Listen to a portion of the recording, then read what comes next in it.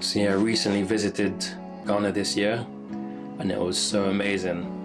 I just felt so bad that I'd never been to anywhere in Africa before. That's what struck me the most, was how similar it was to Jamaica, somewhere that I spent a lot of time recently. And as soon as I got to Ghana, I just felt right at home. Yeah, I recently got a Jamaican passport.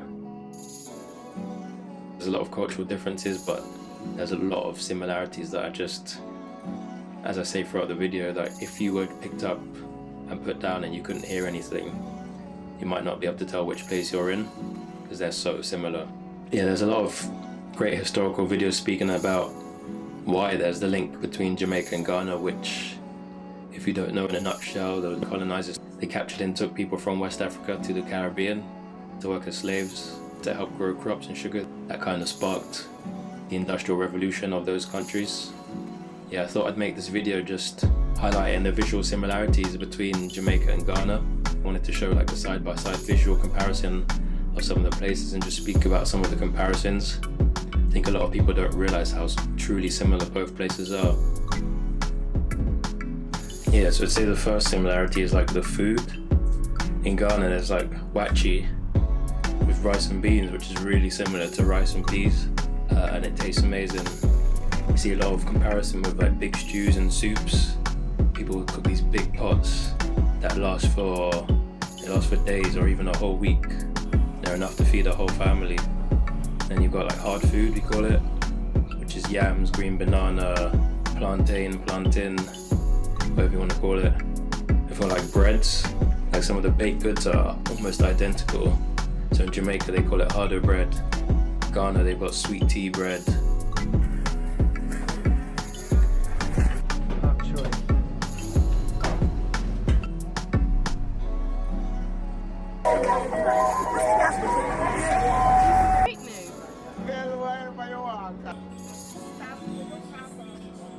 Yeah, meat pies and fish pies, which are really similar to patties. This is Bofrot. It tastes amazing. Can I have seven half? I will give you back.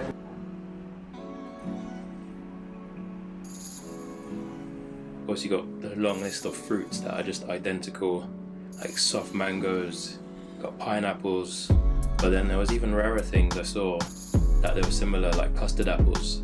I had them for the first time in Jamaica. I've never seen them anywhere else in the world, but in Ghana is the first place I've seen them outside of Jamaica, and I was amazed by that.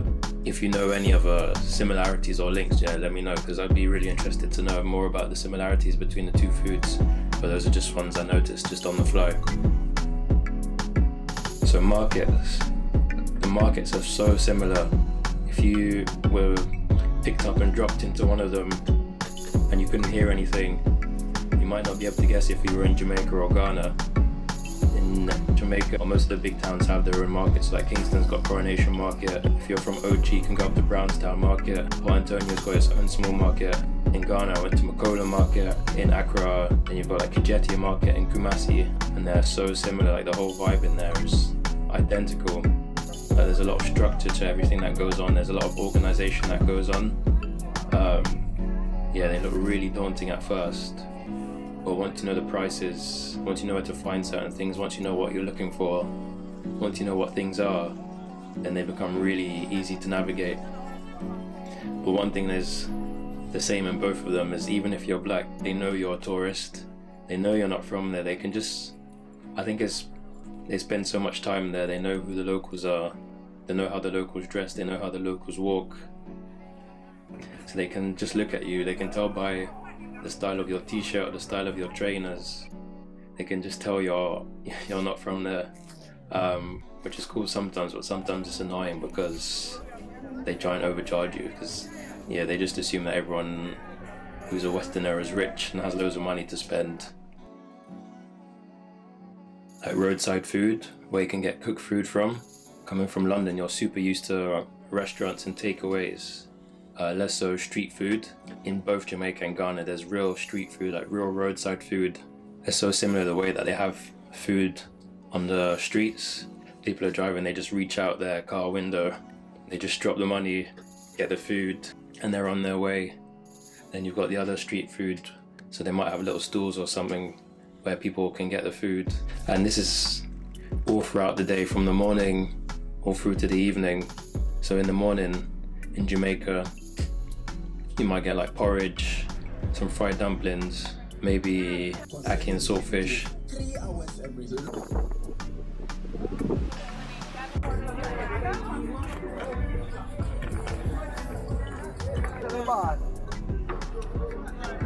So it's like really similar how people eat them. You might get soups. There are people who do soups on the street. There are people who do coconuts on the street, fresh coconut. They're usually so cheap, and all the people are skilled with their machetes. They know how to just and then just pop it off in a couple of seconds.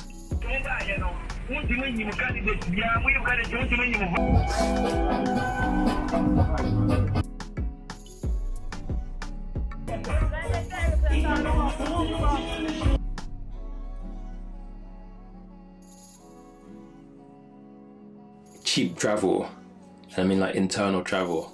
Some people come from countries where they drive on the other side of the road, so they might not want to drive when they come to Jamaica or Ghana, but luckily the transport systems there are so cheap regardless of what level or what quality of service you want to get. So first of all, the biggest similarity is like route taxis. Those are going to be like like regular sized car taxis that you just stand on the street and you just flag, and they stop if you're going in the right direction. You can jump in. The same way, usually they won't leave their original station until they're full up with 4 or 5 people. That means you're cooped up in a car with a bunch of strangers that you don't know, but it's completely safe. Everybody just wants to get to where they're going. They are confusing if you don't know what you're doing. You can end up going in the wrong direction, but usually it's fine. And yeah, they're super cheap in both places. In Ghana, they've got TroTros. In Jamaica, they're called route buses, and they're still identical. I couldn't believe how similar it was when I got the first one. It's the same. They're just like mini buses, like mini vans. So instead of the route taxis, which only take about 4 or 5 people, the route buses or the TroTros, they will take about 8 to 12 people. They might even squeeze in 14 people in there. Like they know how to squeeze them in, and they're so similar. Even the way they have in Ghana, they call them the mates, and the mate is the guy who stands outside and gets people on the buses, organizes it, takes all the money. And in Jamaica, the route buses, they have the same thing, the exact same thing. They have a guy who stands out on the side, gets everyone in, hustles everyone in, sorts out the money, makes sure everybody pays the right amount. A lot of people might not want to take them. They are a bit uncomfortable if you're going a long distance. They can get you from one town to another for just a few pounds. If you want, you can get a bit more comfortable and take a bus. So in Ghana, they call them like VIP buses, and that's actually just the name of a certain brand. They're just coaches like National Express or Megabus. And the same in Jamaica, you can get Knutsford that will get you from one town to another. So like hospitality and how friendly a lot of the people are. Africans and Caribbeans, I think they both get a bad rep in media. They're usually portrayed as like angry, violent. Like you never really see the good side of a lot of the people. So when I went to both countries, I found that the people are so friendly and so hospitable. People are willing to explain the culture. People are willing to explain the food. Weird. All right then, take. Yeah man, that's all. I show you. Okay. See? Yeah. There on bye.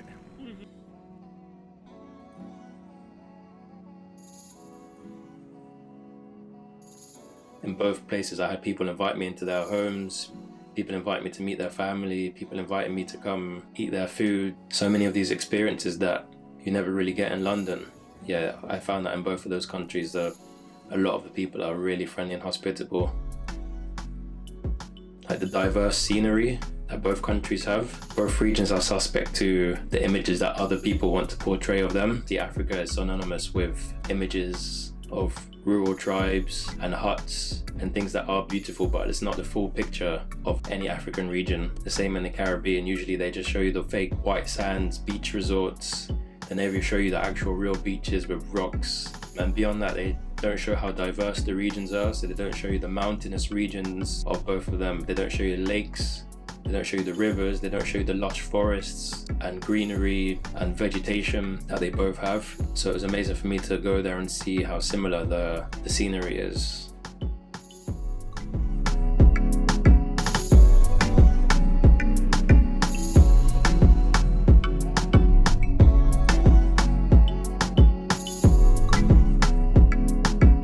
Was another incredible thing for me to see in Ghana is how similar the art in Ghana was to the art in Jamaica that you find in the markets and on the shop fronts and murals. So a lot of people have their shop signs and the fonts and everything done by hand painters. It was amazing to see how similar the art was, and when I showed pictures of the art in Jamaica to the people in Ghana, a lot of them were shocked that it was so similar. And yeah, the art and the paintings are so colourful.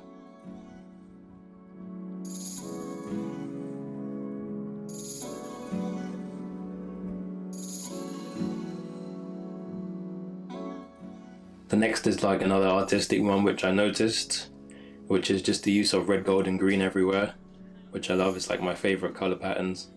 Obviously in Jamaica it's part of the mainstream culture now because of the Rastafari who use the red, gold and green as their flag. And obviously we know Ghana's new flag is the same, it's red, gold and green. The red coming from like the blood of our ancestors, the gold of the rich land, and the green is to represent the luscious land and greenery and landscape that both places have. I think coming from London, especially in winter where sky is grey, the buildings are grey, everything just seems super grey. When you come to those countries and you see those colours, it makes such a nice change to see them everywhere. And beneath that there's other similarities in the flags as well, like the tribal flags. They showed me a Ashanti flag which is green, yellow and black, just like the Jamaican flag. Next would be diverse culture. I think again because of media, a lot of people think, you know, there's just one African, or there's just one Nigerian, or there's just one Ghanaian, or there's just one Caribbean. Like especially Western media likes to lump a lot of these places into one culture. And when you come to both places, you realize how diverse the cultures really are there. In Ghana, you can go and you can see a lot of traditional tribal culture. You have like Ashanti, you have like Hausa, you have Fanti, you have Guan. Then you have the different ethnicities there. You have like Akan, Gar, like Fulani, which all they speak their different languages. And then of course you've got religious culture. You've got like Christian culture there. And members from the modern New Testament Church of God that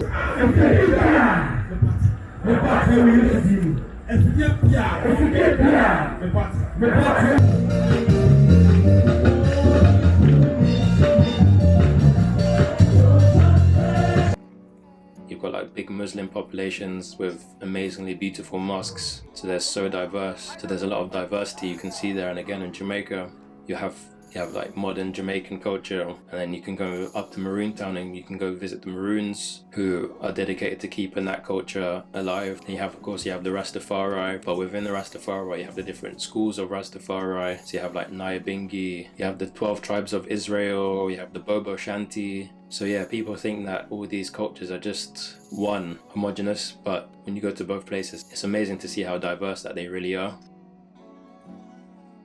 And one of the last things I noticed was like nighttime culture. I don't know where it comes from. I don't know the origins of it in the tradition, but people in Jamaica and Ghana, they just stay up really late. I guess because of the temperature as well, it's hard to do things earlier in the day. At night when it's cool, you can be a bit more active. You're not going to sweat as much, it's not going to be as uncomfortable. In London, restaurants close at 11:30, the kitchens close at 10:30 if you're lucky, so getting good food at night is nearly impossible. The clubs close about 2 a.m. here, or 3 a.m. You can get good food at night. If you go out late, you can finish late, which is great for someone like me who likes to start the day late. Here in Jamaica, I went to a party that was advertised on a street sign. I went about midnight and there was no one there, so I thought it was dead, so I left. The place wasn't too far from where I was staying and the music was super loud, so about 3 a.m. I decided to go back and check it out, and it was completely rammed. I couldn't believe how many people were there that late, and it went on until about 6-7 a.m. I think. It was definitely sunrise. The same in Ghana, people get out to the clubs, people start arriving about 2 a.m. and finishing around the same time. So yeah, I think there's something in the spirit in people there.